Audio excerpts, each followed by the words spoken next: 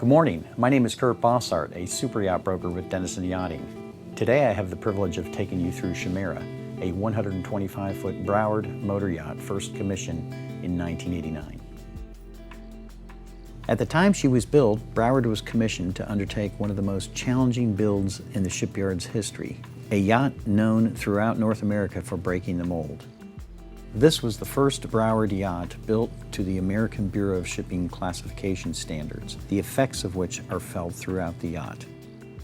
She was entirely custom designed and built with large interior spaces and volume, which had to be improved by the American Bureau of Shipping surveyors. Starting in 2018, in Europe, she underwent a complete refit of exterior and interior spaces. That most recent refit was completed here in Fort Lauderdale just last month. For example, here in the Salon, we have all new flooring and decking, soft goods, furniture, and window shades.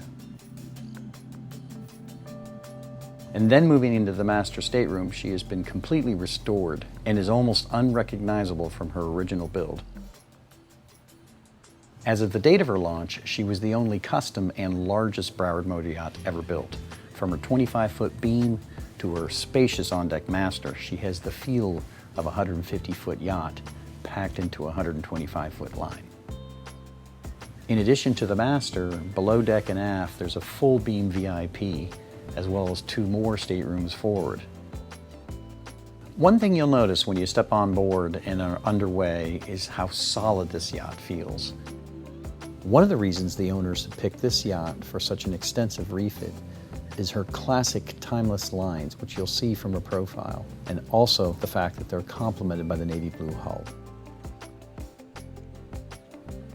Now I'm going to hand you off to my colleague Ryan Alexander, who's going to walk you through the spaces of this yacht and show you the latest iteration of a classic Broward motor yacht.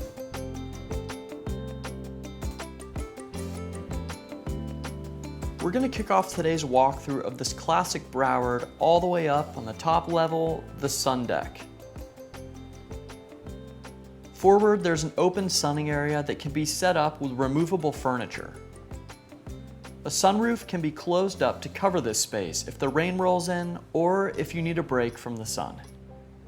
Found in the aft section of the Sundeck, we see molded-in seating that surrounds a hardwood cocktail table. On the port side is seating for up to 5 with an L-shaped settee, and then there's seating for 3 found on the starboard side. This area is covered by a molded hardtop that doubles as the radar arch. Taking a look on top of the radar arch really quick, you see that she's equipped with twin Furuno radars, a pair of searchlights, and a KVH sat dome. Leaving the upper deck, let's head down a level to the bridge deck aft. Here we see an inflatable tender, a pair of Sea-Doo personal watercraft, and the davit with which to deploy them. Other water toys stored up here are a pair of sea bobs that we see just forward. There's a molded dinette on the starboard side that can accommodate up to 8. With the water toys removed, the lounging footprint expands so you can add more furniture, thus host more guests. I also want to point out that to port and starboard are side decks that lead forward towards the wheelhouse to wing stations that are found outboard. Here at these wing stations, you have engine controls, bow thruster joystick, and searchlight controls. Before we check out the wheelhouse, let's enter the Sky Lounge from the bridge deck aft. Windows surround the entire space with additional light entering through the entry doors on the aft bulkhead. When you first step into this space, off on the starboard side is the living and lounging area. There's an L-shaped settee, an armchair, as well as a glass coffee table. And then immediately forward of the seating area is built-in storage and a seat just below a desk. The other feature of the Sky Lounge we want to point out is the bar that's found forward on the port side. Here, carpet turns to freshly refinished hardwood flooring, and there are 4 bar stools that wrap around the outer edge of a raised bar top. Back here, your bartender has access to a sink, plenty of storage and prep space, as well as a fridge and an ice maker found just below the countertop.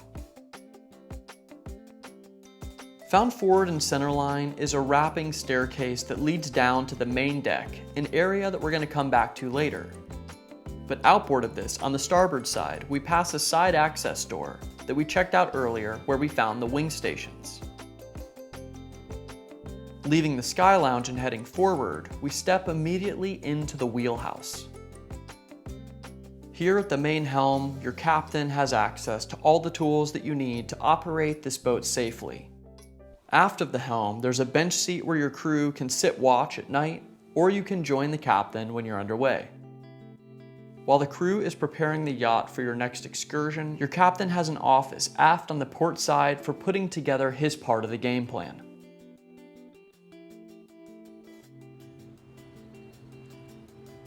Jumping back outside, now let's take a look at the swim platform, which is accessed by a centerline staircase that leads down to port and starboard, where your crew has access to the deck gear.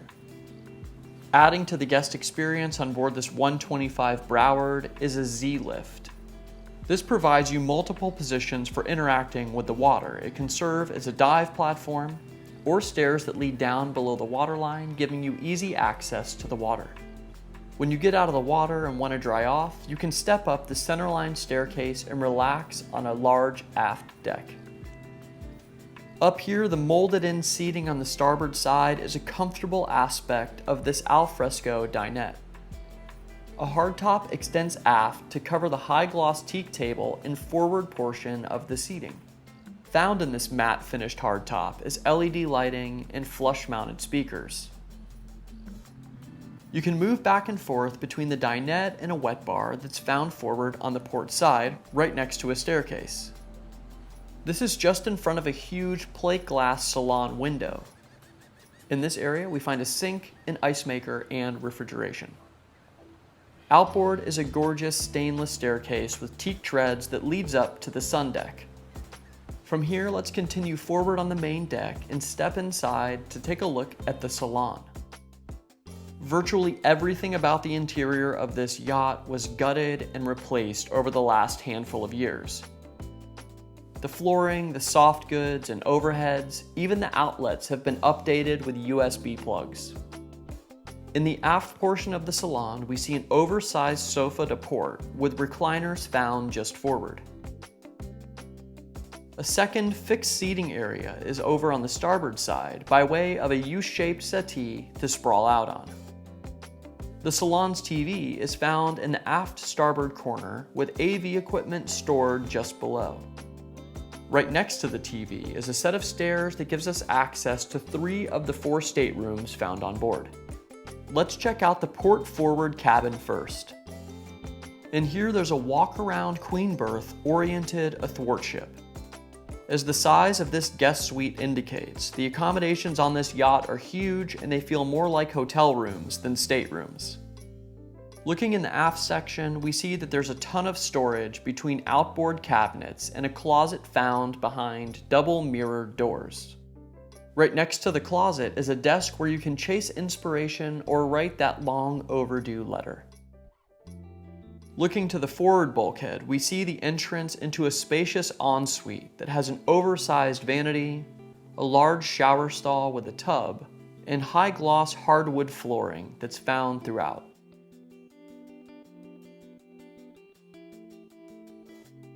Opposite this VIP is the starboard guest cabin with a twin berth layout.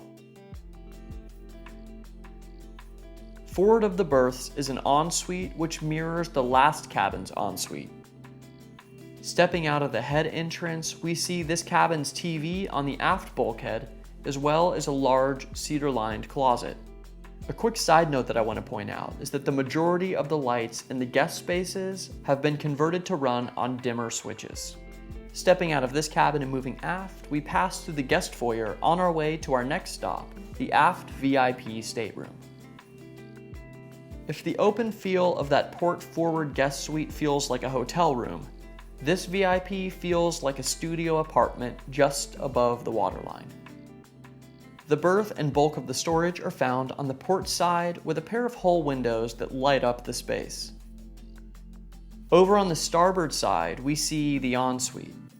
His and hers vanities are seen first, just outside of a stall that encloses the head and a glass shower stall. Wrapping up the guest accommodation detour, let's step back up to the main deck and pick up in the salon. Hardwood flooring leads forward to the formal dining area that we see on the port side. Here we have seating for 8 that wraps around an expandable hardwood table. Before we continue forward on the starboard side to take a look at the master, let's instead stick to the port side and check out the galley, the crew space, and the engine room. Entering through a pocket door, we pass into a service area, which serves as the upper galley. And here there's a ton of cold storage and countertop space for staging freshly plated meals. Continuing forward, we pass a side access door for the crew as we take a staircase down into the galley proper and the crew area. This newly reworked chef's galley features all new Kenmore appliances that include a large refrigerator freezer, a dishwasher, and then a 5-burner cooktop with a range hood that's found aft. Also found off the galley is the laundry center with a pair of stacked washer dryers. Leaving the galley and passing pantry storage, we continue forward and enter into the crew lounge. In here, a U-shaped dinette found off to the starboard side is the primary feature of this common area. Connected to this space are 3 comfortable crew cabins. Each has a bunk configuration and a private ensuite head with a separate shower stall. These are among the most sizable crew accommodations you'll find on a boat this size. Wrapping up in the crew accommodations, our next stop is the midship engine room, which we enter just aft of the galley. Running this yacht are a pair of Detroit diesel 1400 horsepower engines. Outboard of the engines are a pair of 80 kW Northern Lights generators. Wrapping up below decks, let's head back up to the main deck where we're next going to check out the main deck foyer. To access this area, we pass through a wide plate glass door into the space where the owner enters the boat and their accommodations. First, outboard to starboard, we see a pair of wine coolers conveniently close to the formal dining room and the master stateroom. Just forward of this is the main deck dayhead. Opposite the dayhead are stairs that lead up to the sky lounge. And then outboard on the starboard side is the owner's entrance. This is just steps away from a stunning master stateroom. Throughout the last handful of years, we've taken you on over 600 yacht walkthroughs, and I can say with all sincerity, you could watch them all again and you'd be hard-pressed to find another owner's suite that's this spacious. Staterooms on some yachts are merely places that you sleep and you get ready. On board this 125 Broward, the accommodations are spaces in which you can live. On the port side is an L-shaped settee below the hull windows, and there's a desk just forward that doubles as a dressing station. Opposite to starboard is built-in storage that runs nearly the entire length of this accommodation. Centerline is a plush aft-facing king berth that offers you the best perspective of this space. After the sun goes down, you can relax in bed with a movie playing on the big screen that angles towards the foot of the bed from the overhead. The vaulted ceiling in here doubles down on the volume of this classic Broward. A split ensuite is found forward of the berth with separate entrances to either side.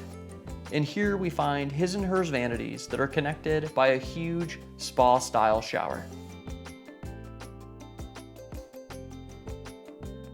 For our last stop, we're going to jump just forward of the master and outside to take a look at the foredeck. Note the size of the superstructure overhead of the master that gives you scale to the owner's accommodation. Molded into the superstructure is a forward-facing bench seat for sunrises or sunsets where you want a little bit of privacy or just to feel the wind in your face. Forward is the ground tackle and the stainless cleats for tying off when you get back to the dock. When you drop the anchor, you do so with a pair of American-made windlasses on either side of the ship's bell, emblazoned with one of the yacht's original names, SHOWTIME. Few boats are more significant to American shipbuilding and the Denison family name than this 125 Broward. Over the years, she's changed hands and undergone extensive refits, but one thing has remained the same, and that's the timeless pedigree birthed from Broward's commitment to building a proper ship. On behalf of Kurt Bosshardt, the entire team at Denison, and myself, Ryan Alexander, thank you so much for joining us on board this classic Broward. If you have any questions that are left unanswered, or you'd like to see her yourself in person, you can reach out to Kurt and set that up at any time.